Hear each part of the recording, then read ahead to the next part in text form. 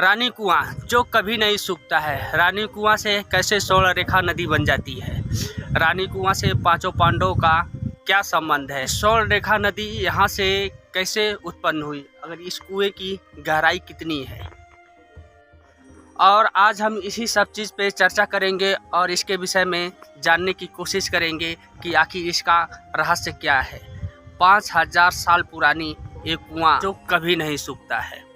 मैं आशुतोष द्विवेदी। आज हम दोनों यह प्राचीन कुएं के विषय में आज छोटी सी चर्चा करेंगे जो अलौकिक है, अद्भुत है। हाँ, यह हमारे महाभारत कालखंड से जुड़ा हुआ है। इस पे हम दोनों आज चर्चा करेंगे कि इसका इतिहास और महत्व क्या है। क्योंकि मान्यता के अनुसार महाभारत कालखंड से जुड़ा हुआ। पांचों पांडवों का जब वनवास हुआ था 14 साल का, तो उस 14 साल के वनवास में उन लोगों के लिए बहुत ही दुर्गम व्यवस्था थी। जंगल में जो इस रास्ते से वो लोग जा रहे थे और यहाँ जब उपस्थित हुए, कहीं पानी मिला नहीं। इस जंगल पहाड़ी में कहीं पानी नहीं, न कोई नदी है न कोई नाला है। यहाँ आके बैठ गई द्रौपदी जी, पंचाली जी। इसके बाद उनको कोई आभास हुआ तो अर्जुन ने एक बाढ़ चला, जो इस बाढ़ के द्वारा उत्पन्न हुआ एक कुआं है। इस कुएं का पानी देखिए।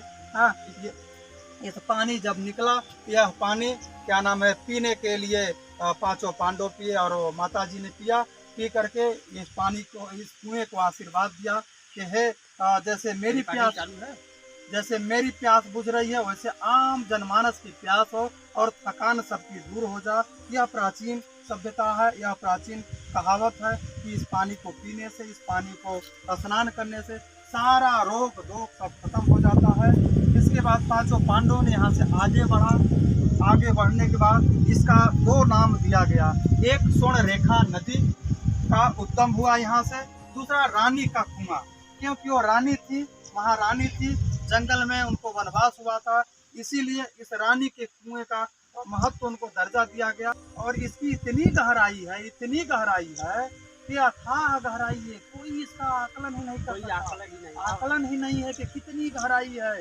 इतनी गहराई है कि मतलब लोग आते हैं, देखते हैं, नापते हैं, वैज्ञानिक रिसर्च किए, इसके बाद भी इस गहराई का अंत नहीं हुआ। और देखिए, यहाँ देखिए, यह कुआं बनाने में बहुत ही प्राकृतिक, मतलब बहुत ही वैज्ञानिक सिस्टम से बनाया गया। पानी रुक नहीं रहा था, एक उद्गम स्थल, एक नाला दे दिया गया। और देखिए, यह पानी हमेशा इतना निकलता रहता है, यह पानी कभी नहीं सूखता है। यह स्वर्ण रेखा नदी के नाम से है। यहाँ स्वर्ण रेखा त्रिभुजकार में है, बहुत ही सुंदर है। आप लोगों को कभी भी किसी चीज की अगर घूमने की इच्छा बने तो आप आइए, यहाँ पे घूमिए, देखिए। इसके बाद इसका महत्व जानिए, इसका चर्चा जानिए। क्या में एक है, प्रथम स्थान इस अजूबे को दिया गया है।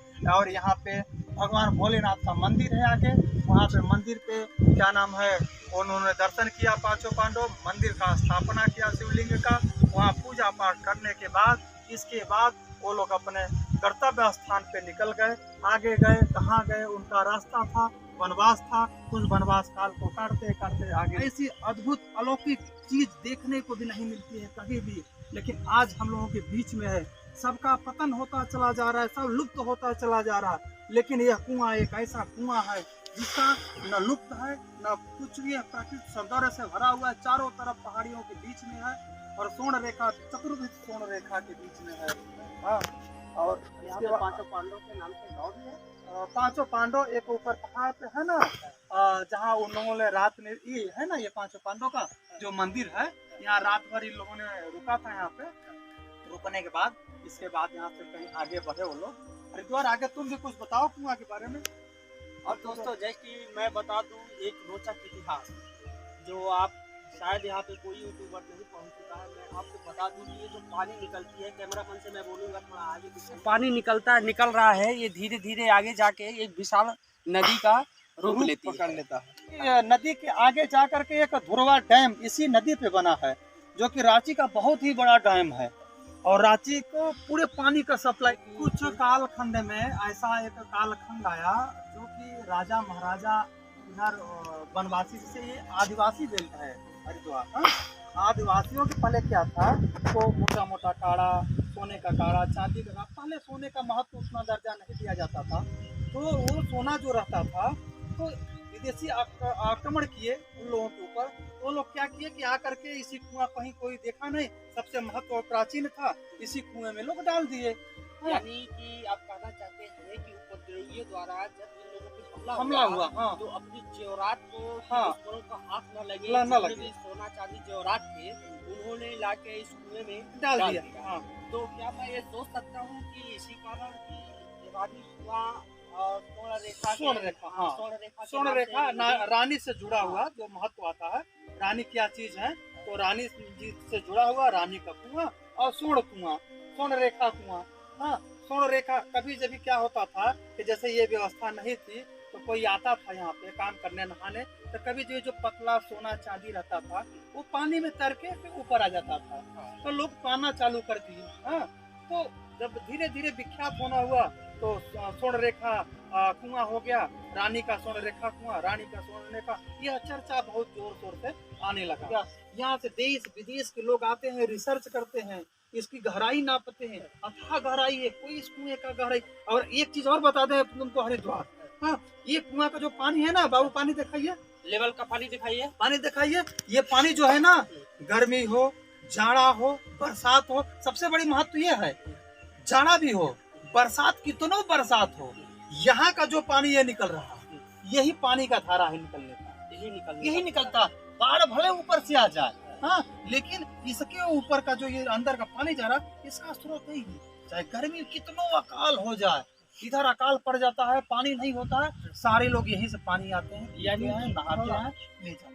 यहाँ का पानी इतना मतलब कि कभी नहीं सूखता, चाहे कितनों भी सूखा पड़ जाए, कितनों बड़ा सूखा पड़ जाए, 80 का सूखा पड़ा, 66 का सूखा पड़ा, और तुम्हारे क्या नाम है, महाभारत के बाद जब पांचों पांडव, उसके बाद बहुत बड़ा सूखा पड़ा। यहाँ तो इतना ही हम बता दें कि जो तुम आदिवासी बेल्ट देख रहे हो ना, पूरी आप जब नागाओं के ऊपर अत्याचार होने लगा, आदिवासी नागा होते हैं, तो हाँ, ये उन्होंने इधर घर बना लिया आकर के। ये जो देख रहे हो ना, वो उन्हीं की मतलब के प्रजाति है, हाँ, तो वो आकर के यहाँ रहने लगे। तो इसके बाद भी कम से कम तो लाखों की संख्या में रह रहे थे, इसके बाद भी इस पानी का स्रोत जरा सा भी कम नहीं हुआ। जैसा कि दोस्तों मैं अपने कैमरामैन से बोलूंगा, जरा इधर दिखाएं, एक बार फोकस करें कि एक रोचक इतिहास जो कि आज तक शायद यहाँ के लोग सिर्फ कहानियों में सुनाते थे, आज मैं पूरी दुनिया को बताना चाहता हूँ कि एक कुआं अपने आप में एक अजूबा है, जो ये बहुत बड़ा इतिहास समेटे हुए है। जो कि मैं अगर बता दूं तो रांची का एरिया, नगरी का एरिया है, जो काफी हाइट पड़ता है, और यहाँ पे पानी का मतलब इसको मिनी शिमला कहा जाता है, मिनी शिमला। यहाँ का जो वातावरण है, जो मतलब कि शुद्ध जिसको कहते हैं वातावरण, शुद्ध जलवायु, ऐसी जलवायु, ऐसा वातावरण तुमको कहीं नहीं मिलेगा। गर्मी में भी तुमको ठंडा शीतलता यहाँ मिलेगी, शीतलता मिलेगी। अच्छा, ठीक है। और मैं दूसरी बात बता दूं आपको दोस्तों कि मैं यहाँ आसपास काफी कुओं का निरीक्षण किया, लेकिन रियल में बताऊं कि जिंदगी में मैंने ऐसा कुआं लाइफ में कभी नहीं देखा। यहाँ पे लोग क्या बता सकते हैं कि बाहर से भी लोग काफी आते हैं? बाहर से, जैसे हम लोग तो यहाँ के रहने वाले नहीं हैं, हम लोगों ने किसी द्वारा सुना कि रानी का कुआं, शिव जी का मंदिर है, एक बट वृक्ष का पेड़ है, रांची स्टेशन से 40 किलोमीटर की दूरी है। 40 किलोमीटर। आप लोगों से निवेदन है, आप कहीं भी हो, किसी कोने में हो, इसको आइए और देखिए, और देख करके इसकी महत्व आप दूर दूर तक फैलाइए, और जो भी अपने सोच सके इस कुआं का जो भी लाभ मिल सके प्रकृति प्रदत्त का, वह आप भी उठाएं, हमारा यही निवेदन है। अगर रांची से आना चाहिए तो कैसे इधर आ सकते हैं? रांची से आइए, टेम्पो ले लीजिए, अगर आपके पास साधन है तो आप साधन से लीजिए, चाहे ऑटो ले लीजिए, चाहे 4 व्हीलर ले लीजिए, और आकर के सीधे आपको जितने यहाँ के नेता हैं, मंत्री हैं, सब लोग आते हैं अपना यहाँ पे घूमते टहलते हैं, देखते हैं। पानी का टंकी देखो गवर्नमेंट ने बनवा दिया है वहाँ पे, हाँ, जल निगम द्वारा वो बनवा दिए हैं। हाँ, अब हम लोग जो पांचों पांडवों द्वारा शिव भगवान का स्थापना किए हैं मंदिर का, हाँ, उस मंदिर कैमरामैन से बोलूंगा कि थोड़ा पांचों पांडवों द्वारा निर्मित मंदिर को दिखाएं। और इस मंदिर का महत्व बहुत प्राचीन और इस मंदिर का क्या नाम, हम हरिद्वार बता रहे हैं, देखिए शिव पांडेश्वर, हाँ, स्वर्ण रेखा, हाँ, नाम लिखा हुआ है।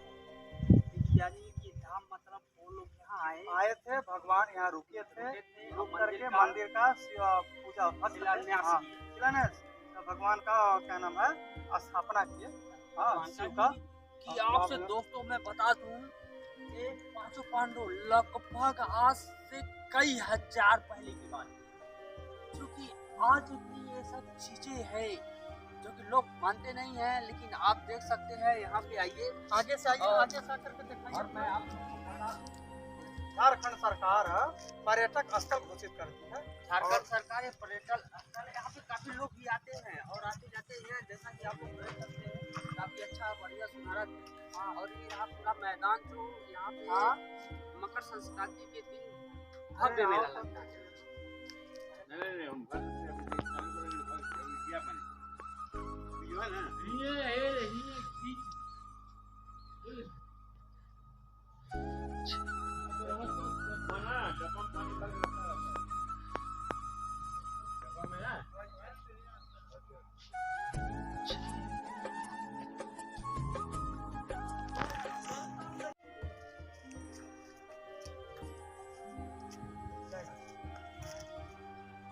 मेरे साथ बने रहने के लिए आप लोग का बहुत बहुत धन्यवाद। आप लोग यहाँ आए, घूमे और हमारे चैनल को सपोर्ट करें, लाइक सब्सक्राइब करें और कमेंट करें, ताकि हिम्मत बने कि मैं आप लोग को ऐसी ऐसी प्राचीन चीज़ें, प्राचीन इतिहास मैं आप लोग को बता सकूं और दिखा सकूं। आप चाहे दुनिया में चाहे किसी भी कोने में रहें, अगर मेरी भाषा को समझ रहे हैं तो मेरे चैनल को सपोर्ट करें और सब्सक्राइब करें, ताकि जब भी मैं वीडियो डालूं आप तक पहुंच जाए और उस वीडियो को आप देखें और उसका आनंद उठाएं। धन्यवाद लोगों से। और दोस्तों आप लोगों से मिलते हैं नेक्स्ट भाग में, तब तक इंतज़ार करिए। आप लोग को इसी तरह की नई नई प्राचीन चीज़ें मैं आप लोग को दिखाऊंगा, जो कई हजार साल पुरानी चीज़ों को दिखाया जाएगा। इसी तरह आप हम लोगों से जुड़े रहिए। हाँ, नेक्स्ट वीडियो में आपसे फिर मुलाकात। Bye bye.